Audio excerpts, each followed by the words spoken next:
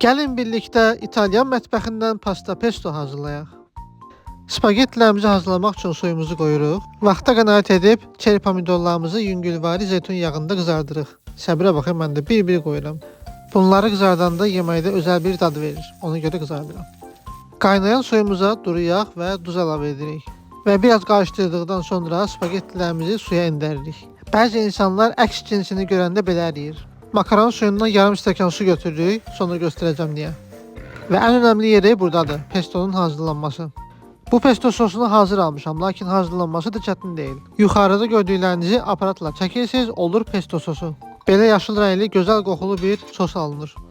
Spagettilərimizə 2 qaşıq pesto və yanlar götürdüyümüz suyu da spagettilərimizə endiririk. Daha sonra qəşəng-qəşəng qarışdırırıq. Pomidorlarımızı da üzərinə əlavə edib pastamızı çalxalayırıq. İndi isə sıra gəldi servis zamanına. Bütün pastaların olmaz olmazı parmesan pendiri. Bol-bol əlavə edirik. Bu pendir yeməyin dadını mükəmməl edir. Bu yeməyi hazırlayıb yeyin, mənə təşəkkür edəcəksiniz. Bir də dəstək olmaq üçün zəhmət olmasa səhifəmizi izləməyi unutmayın. Növbəti vloqlarda görüşərik.